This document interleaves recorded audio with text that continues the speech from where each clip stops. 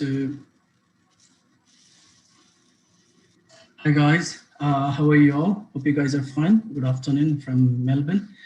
And today we are back again with another Aussizz live session. And today I have our experienced registered migration agent, Mr. Parth, with us. Hi, Parth.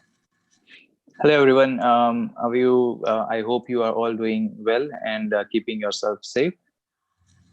And so, like always, I will try to get live. We'll try to be live with the information that we can, so that we can, like any new information we get in the market in terms of education or migration, we'll try to get in live so that we can notify you as soon as possible. And like always, like today, we have come across with another live session regarding engineering session.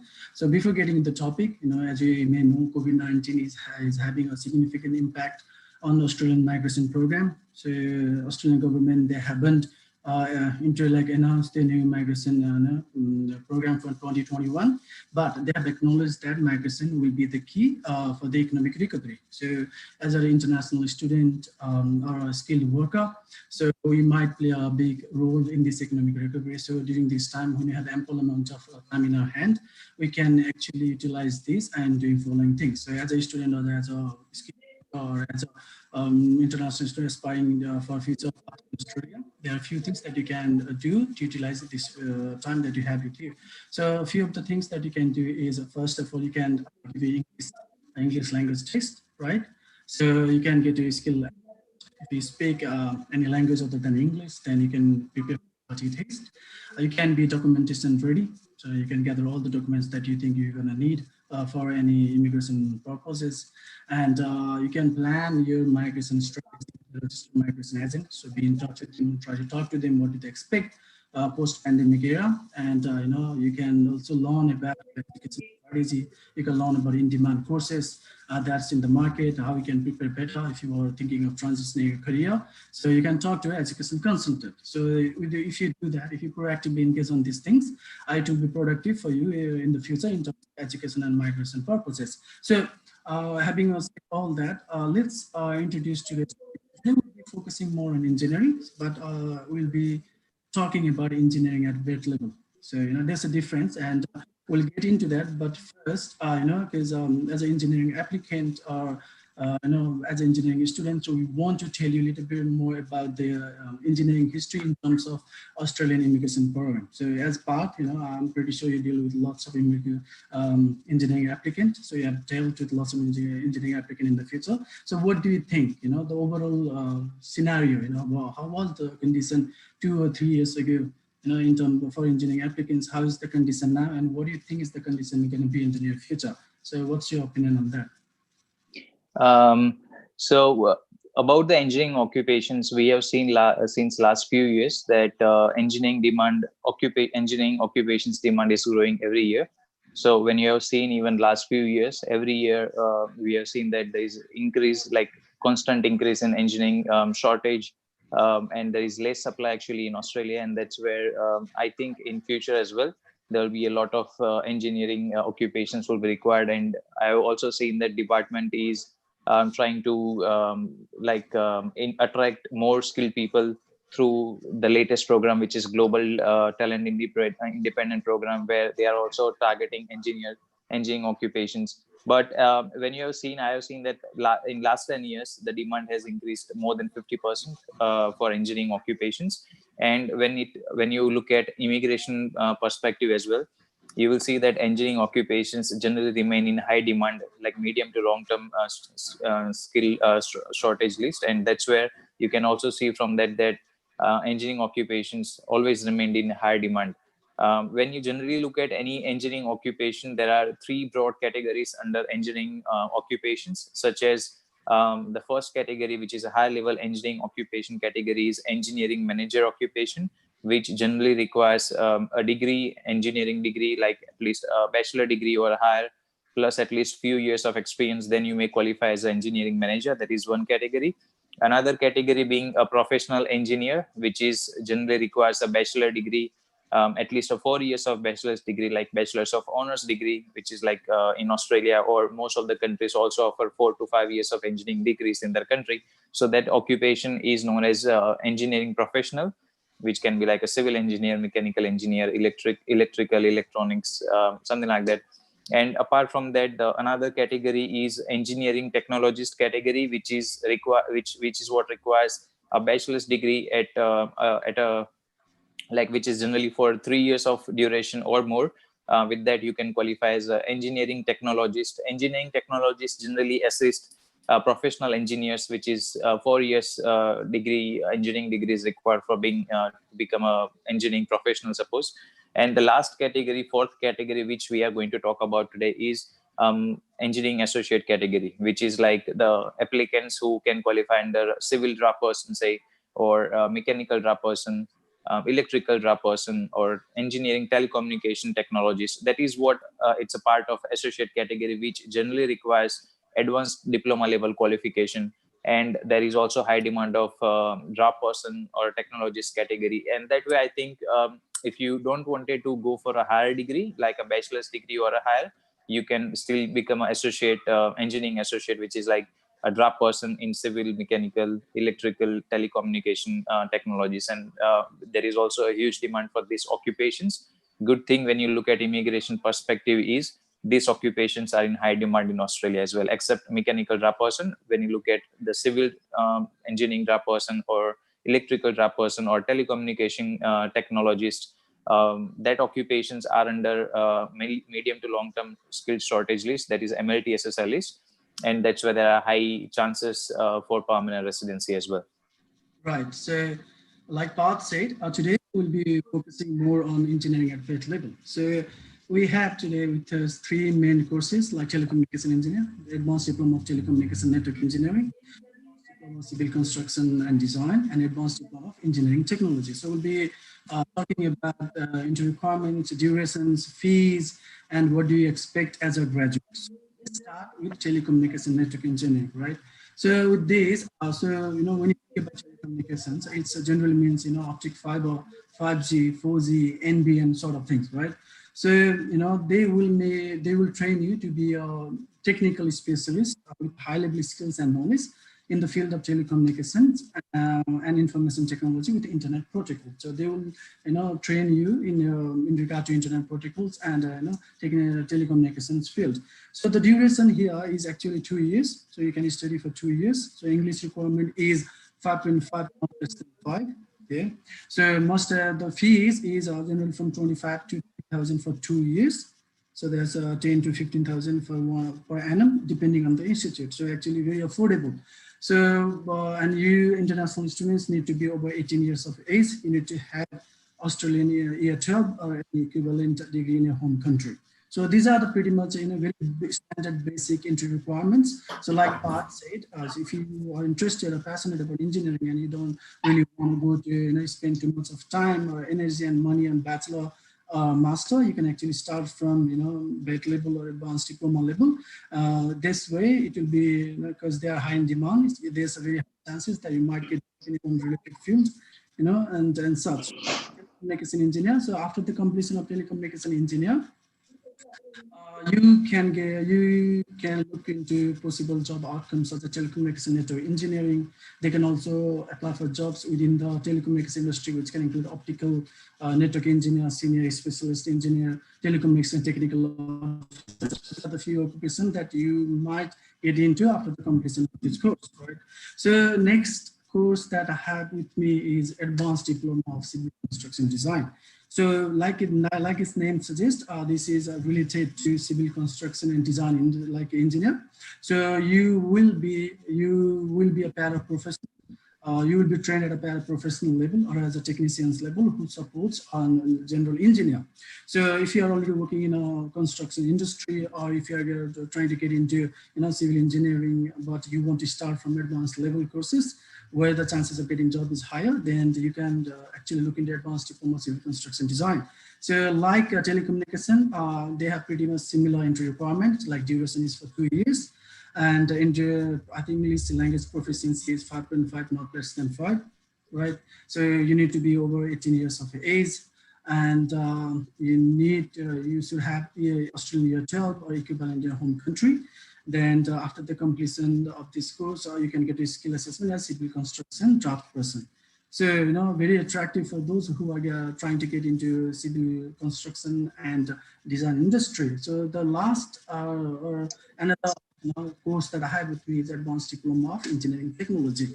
So this course is, like high practical best course for those who are looking to get into like para-professional level technical engineering jobs at structural and manufacturing field. So after the completion of this course, you can get a job in aviation, local council as engineering technicians, and which also has a future pathway.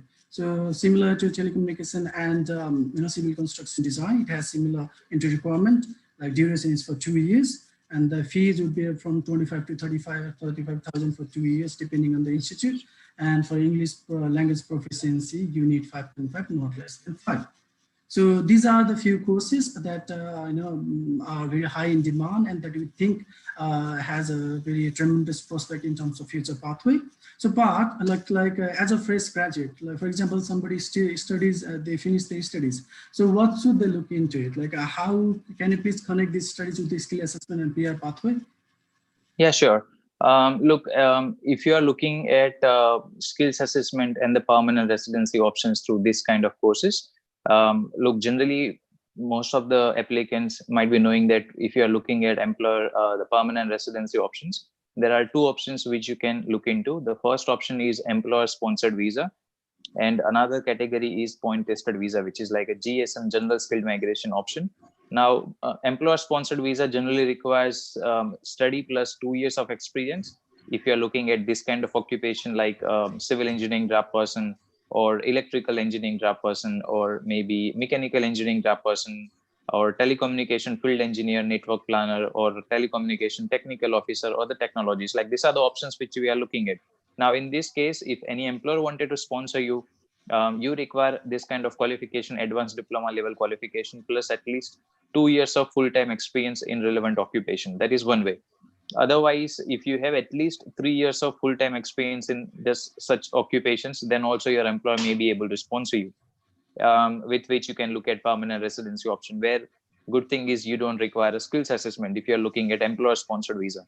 The second category which most of the people are targeting is general skill migration, like the point tested visa. For the point tested visa, when you're looking for, there are three basic requirements which you have to work on. The first thing is getting minimum points. The minimum requirement is 65 points. Secondly, you are required to score at least 6 in English in IELTS academic or general module, or equivalent score you have to score in either PT, TOEFL, Cambridge, or OET. 5 exams are accepted as of now. If you're holder of if you're passport holder of certain countries like UK, USA, Canada, Ireland, New Zealand, then you can get exemption of 6 in each English requirement. Otherwise, first requirement is getting minimum 65 points. Secondly, you have to get minimum 6 each. And thirdly, you have to get a skills assessment. So mainly when we are looking at the skills assessment under these occupations, the good thing is these courses, if you do advanced diploma level courses in civil, electrical, or mechanical, or maybe telecommunication related courses, 2 years diploma if you do after year 12th equivalent, then you can straight away apply for the skills assessment. You are eligible to apply for the skills assessment through Engineers Australia. Engineers Australia is the assessing authority for these occupations, and they says that you require advanced diploma level qualifications. If it is Australian qualifications, then you meet that advanced diploma if you're done for 2 years, which can be like diploma leading to advanced diploma, which is 1 year diploma, 1 year advanced diploma. Altogether, if it is 2 years, then you meet the study requirement. Study requirement. Second requirement is having minimum 6 in each. If you have studied, as I said, if you have scored 6 in each in IELTS or equivalent in other exam, then you can meet the requirement. Or if you are holding passport from certain countries, then you can meet the English requirement. And thirdly, it's just that you finish your course and apply for the skills assessment under Australian qualification pathway. So it's like you don't require any experience requirements, and no program like job ready program for other occupations like trade occupations, no professional year program, like it's not mandatory. Suppose So that's where it just you finish your 2 years course and you're eligible for the skills assessment. Once you get the skills assessment, then you can look at point tested visa, which can be 189 visa or 190 visa or a 491 visa. 189, as most of the applicants know, you will have to score high points, which is currently going on around 90 points. That is, to get selected under 189 visa, the minimum requirement is just 65 points. But if you don't have higher points, you will not be selected. If you are looking at 190 visa, which is a state sponsored visa, you'll have to see whether state government is sponsoring under such occupations. Depends on the states. Some states, they are sponsoring like engineering, like associate category occupations, and some of the states, they are not sponsoring. So depending on the state.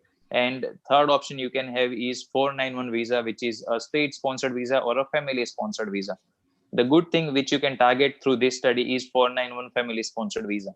If you have any relative living in regional Australia, that is outside of Melbourne, Sydney and Brisbane, some suburbs of these cities are also part of regional area. Like when you look at Melbourne, suppose, in north, when you look at like South Morang or Munda, Wollert, that is part of regional. Same way when you look at South Melbourne, like Pakenham, Officer, Clyde, that is part of regional area. So as long as you have a relative up to first cousin who is permanent resident or citizen living in regional area in these postcodes or any other area of Australia other than Melbourne, Sydney or Brisbane, they can sponsor you for 491 visa, which is like 5 years visa.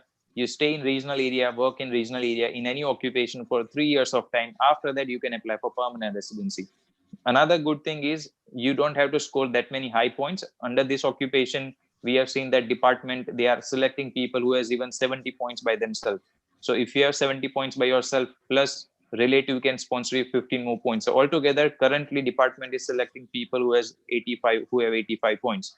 So I would say you will have to target 70 points, or it's possible that tomorrow when department is inviting much more applicants, it's possible that department may start inviting people who has even 65 points by themselves. So it's like 491 family sponsorship is a good option actually. And if not that, you can also target the state sponsored visa, like a 491 state sponsored visa, where when you look at suppose Victoria says that if you find a job offer in the same occupation from a regional Victoria, like any business which is operating in regional Australia that is outside of Melbourne, then Victoria can sponsor such applicants with even 50 points, which is very easy to get. If you study 2 years in Australia, most likely you will be able to meet 50 points. It's just that you will have to get a job in regional Victoria. And when you look at this kind of occupations, finding a job in these occupations is generally, I've seen considerably, it's easier than looking for a professional, like a higher professional engineer job or engineering manager jobs in regional area, because lower level occupation jobs are still available in regional part of area. Because major companies, when you look at, you might see that big companies they might be operating in the city areas or maybe close to city areas. That's where maybe looking for a professional engineering job might be a bit difficult in regional area. However, we have seen some companies, even bigger companies, are operating in regional area as well. So in short, getting a job offer in this occupation is a bit easier than other occupations, looking at the demand of such occupations. So that way, doing these courses, I think it's better in terms of career as well, that you are able to get job easily in such occupations. And when you are looking at permanent residency prospects as well, it's better than other courses where you might have to work in the same occupation for a year in order to get a skills assessment itself. So that way also, this is a better course, I would say. Right, right. So, like Parth mentioned, it has tremendous benefit in all aspects, right? In terms of future career and in terms of future pathway. So, to summarize, what you can say. So, why you should consider base level engineering courses is if you are somebody who is passionate about engineering, but like I said, if you don't want to jump into bachelor or master because of its economic, because of a higher cost, or because you think it requires more educational effort, or because you think it's harder to get a job as a professional engineer. So this is something you should look into it. You can start with advanced diploma level courses, try to find a job in your own field, then you move your way upwards. So you can study for 2 years, then you get into job. Then if you want, then you can connect these studies for further studies as well. You can use this study for your bachelor or master level courses as well, no problem. So to summarize in a few points, some of the benefits are you don't need any job ready program like trade courses. very affordable, 20 to 35,000 for 2 years, which is considerably very affordable comparison to other engineering bachelor or master level courses. And I believe it has considerably less educational effort. Like if you think you are academically not that good, or you need more time academically and you can't get into bachelor or master because you think it's very high stressful for you, then you can start with advanced level courses, because it won't have that high level engineering content like bachelor or master. And one of the best thing about this course is if you have done something, and some courses or some and which is not listed in MTSSL or S2 SOL, and you are already on 485 visa, you can actually look into it. You can do this course for 2 years, get your skill assessment, and move and look for future options that way. So, for example, if you have done accounting and you want to transition a career, if you're not happy with your accounting or IT or something like that, and then if you're now able to finish your studies and in 485 you want to study something else, then this is something that you should definitely look into it, right? So before concluding everything part, because we're on an engineering topic, if somebody is already doing Bachelor of Engineering or Master of Engineering, can you please elaborate more on this factor? Like what should be their next option? Like I know we've been talking about engineering at that level, but what if somebody is already doing Bachelor of Engineering or Master of Engineering, or they have done Bachelor or Master level in their own country? So how do you connect these in terms of the skill assessment and future pathway? Yeah, sure. Look, when you are looking at higher level engineering courses like a bachelor's or a master's level courses, you can qualify, in that case, you can qualify under the professional engineering category or maybe engineering technologist category. That occupations are also part of MLTSSL list, which is like high demand occupation list. So you can have access to 189, 190, 491 visa, all of that categories. If your occupation is part of short-term skilled occupation list or a regional occupation list, then you only have access to state-sponsored visa. When you look at engineering occupations, most of the engineering occupations, professional engineering occupations, or when you look at engineering technologist category, engineering manager category, or associate technologist categories, in all of these categories, most of the engineering occupations are part of MLTSSR list. That means you have access to employer-sponsored visa 189, 190, 491, all those. For only some of the occupation that is part of state sponsored like 190 or 491 state sponsored visa category, you can also look at employer sponsored visas, but only rare few occupations are part of short term. So that's the main advantage of studying this course. Secondly, when you look at higher level courses, you can qualify as a professional engineer, and that professional engineering occupations are in shortage, are in demand in most of the states. So when you look at state sponsored visa, you might see that most of the states are sponsoring engineers. However, they might have some extra requirement.